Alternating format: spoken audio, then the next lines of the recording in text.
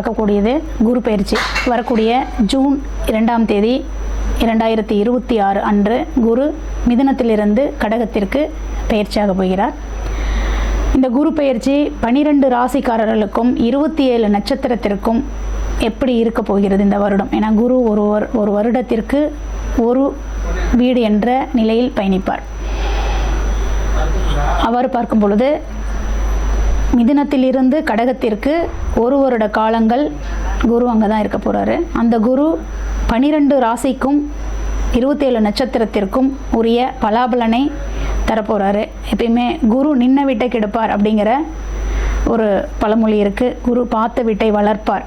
அது எதுவாக இருந்தாலும் சரி, நன்மையாக இருந்தாலும் சரி, தீவையாக இருந்தாலும் சரி, குரு பார்த்த வீட்டை வளர்க்கக்கூடியவர். அதனால் இன்றைக்கி குரு பயிற்சியில் நம்ம 12 ராசிக்கும் உரிய நன்மை தீமை பற்றியும் கோவில் பரிகாரங்கள் பற்றியும் தான் பார்க்க போகிறோம். வணக்கம். ரிஷபராசி குரு பயிற்சி பலன். நீங்கள் ரிஷபராசியில் பிறந்தவர்களா? ரிஷபராசியில் 3 நட்சத்திரம் இருக்குது. கார்த்திகை 2ஆம் பாதத்தில் ஆரம்பித்து மிருகசீரிஷம் 2ஆம் பாதம் வரை பார்த்திங்கன்னா 9 பாதமாக அந்த வீட்டில் 3 நட்சத்திரங்களுக்கு ஒரு இடமாகவும் சந்திரன் உச்சமாக கூடிய இடமாகவும் இந்த வீடு அமைய பெற்றிருக்கு. இந்த ரிஷபராசியில் பிறந்தவர்களுக்கு குரு பயிற்சி, இந்த வருட குரு பயிற்சி ஜூன் 2ஆம் தேதியிலிருந்து ஒரு வருட காலத்திற்கு குரு கடக வீட்டில் பயணிக்க போகிறார். அப்போ இந்த ஒரு வருட காலமும் குரு நல்ல பலனை தருவாரா அல்லது நமக்கு ஏதாவது வம்பு வழக்கு பிரச்சனைகளை தருவாரா என்பதை இன்று நம்ம பார்க்க போகிறோம். ரிஷபத்தில் பிறந்த இந்த 3 ராசி நேயர்களுக்கான ஒரு நிலை என்னென்னா, குரு 8-11க்கு சொந்தக்காரர். அதாவது ரிஷபத்திற்கு 8ஆம் இடத்திற்கும் 11ஆம் இடத்திற்கும் காலபுருஷ தத்துவத்தின்படி சொந்தக்காரர். இவர் பார்த்திங்கன்னா ரிஷபத்திலிருந்து 3ஆம் இடம் அப்படிங்கக்கூடிய சகோதர ஸ்தானத்தில் உச்சமடைகிறார். அப்போ ரிஷபத்தில் பிறந்தவர்களுக்கு உடன்பிறப்பு சகோதரர்களுக்கான உறவு முறை எவ்வாறு இருக்கும் அப்படின்னு பார்த்திங்கன்னா, நல்ல பாண்டிங்கில் இருப்பாங்க. ஆனால் சடனாக சண்டை போட்டுக்குவாங்க. 2 பேருமே ஒரு நல்ல பேசிகிட்டே இருப்பாங்க. சடனாக சண்டை, என்ன எதற்காக சண்டை போட்டோன்னு அவங்களுக்கே தெரியாது. அந்த மாதிரி உடன் பிறப்புகளால் ஒரு சிறு மனச்சங்கடங்கள் உண்டாகக்கூடிய காலமாக தான் இருக்கும். அதனால் தயவு செஞ்சு ரிஷபராசியில் பிறந்தவர்கள் உடன் பிறப்புகிட்ட இருந்து கொஞ்சம் வாக்குவாதங்கள் பண்ணுவதை தவிர்த்து கொள்ளுங்கள். அதே போல் 11ஆம் இடம், அதாவது ரிஷபத்திற்கு 11ஆம் இடமும் அந்த குருவோட வீடு தான். அதுக்கு 5ஆம் இடத்தில் குரு உச்சம். அப்போ 11ங்கிறது மூத்த சகோதரன். இளைய சகோதரனுக்கும் இவங்களுக்கு தான் ஆகாதே ஒழிஞ்சு மூத்த சகோதரனோட இவங்க பார்த்திங்கன்னா நல்ல ஒரு பாண்டிங்கில் இருப்பாங்க. எப்பயுமே அண்ணன் சொன்னால் அதுக்கு மறுபேச்சு இல்லை அப்படிங்கக்கூடிய ஒரு வாய்ப்பு இந்த வருடம் கொடுக்கப்படும்.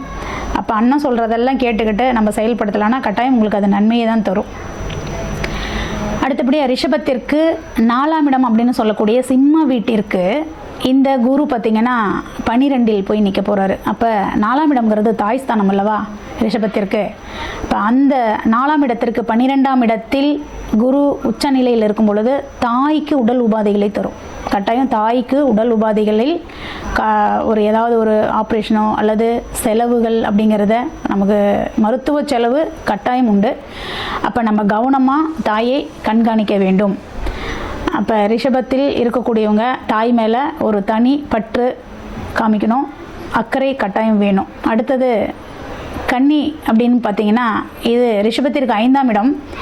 ஆனால் குரு எங்கே அமர்க்கிறார் அப்படின்னு பார்த்திங்கன்னா கன்னிக்கு 11ஆம் வீட்டில், அதாவது பார்த்திங்கன்னா ரிஷபத்திலிருந்து 3ஆகவும் கன்னிக்கு அது 11ஆம் இடமாகவும் மாறும். அப்போ குழந்தைகளால் கட்டாயம் பார்த்திங்கன்னா இவங்களுக்கு ஒரு நல்ல பேர் புகழ் உண்டுங்க. 11ஆம் இடம் இல்லையா, 5ஆம் இடத்திற்கு அது 11ஆம் இடம். குழந்தைகள் மூலியமாக இப்போ இந்த வருஷம் இப்போ 10th ரிசல்ட்டு 12th ரிசல்ட்லேயே பிள்ளைங்க நல்ல மார்க், உங்கள் பிள்ளைங்க நல்ல ஒரு இடத்துக்கு வந்திருக்காங்க அப்படின்னு அந்த பெற்றவங்களுக்கு ஒரு பிள்ளைங்க பேர் சேர்த்து கொடுக்கக்கூடிய ஒரு அமைப்பாக கூட இருக்கக்கூடிய அமைப்பு தான் இந்த வருடம். அதே போல் குழந்தைகளால் இவங்க மன மகிழ்ச்சி கொள்ளுவாங்க. எங்கள் பொண்ணுங்க, அதாவது இன்னாரோட பையன்னு சொல்கிறத காட்டிலும் இன்னொரோட அப்பான்னு சொல்கிறதுக்கு நான் பெருமை எடுத்துக்கிறேன் அப்படிங்கிற அளவுக்கு இந்த ரிஷப ராசிக்காரங்களோட குழந்தைங்க இந்த வருஷம் அவங்களுக்கு ஒரு பெருமையை சேர்த்தக்கூடிய வருடமாக இருக்கும். அதே போல் கன்னி ரிஷபத்திற்கு 6ஆம் இடம்னு சொல்லக்கூடியது துலாம் வீடு. அந்த 6ஆம் வீட்டிற்கு அது பார்த்திங்கன்னா 10ஆம் இடமாக மாறும். அப்போ வேலை வாய்ப்பு, இன்று வரை வேலை வாய்ப்பில் ஒரு சிறு பிரச்சனைகள் இருந்துக்கிட்டே இருக்குதுங்க, நான் என்ன செய்கிறது அப்படின்னா திடீர்னு இவங்களுக்கு வேலை கிடைக்கும். அதாவது எப்பயோ ஒரு இன்டர்வியூ அட்டன் பண்ணியிருப்பாங்க, அது இந்த காலகட்டத்தில் அது அவங்க கூப்பிட்றேன்னு சொல்லிட்டு கூப்பிடாமே விட்டுருப்பாங்க. வருட கணக்கில் ஓடி இருக்கலாம் அல்லது மாத கணக்கில் ஓடி. திடீர்னு பார்த்தீங்கன்னா உங்களுக்கு ஒரு அழைப்பு கடிதம் வரும். நீங்கள் வந்து செலக்ட் ஆகி இவ்வளோ நாள் ஆச்சு, நீங்கள் இப்போ வந்து இந்த வேலையில் ஜாயின் பண்ணிக்கோங்க அப்படின்னு சொல்லி ஒரு அழைப்பு கடிதம் கிடைக்கும். அந்த மாதிரி திடீர் ஒரு அதிர்ஷ்டத்தை நம்பி போகக்கூடிய வருடமாக இருக்கும் இந்த ரிஷப ராசிக்காரர்களுக்கு.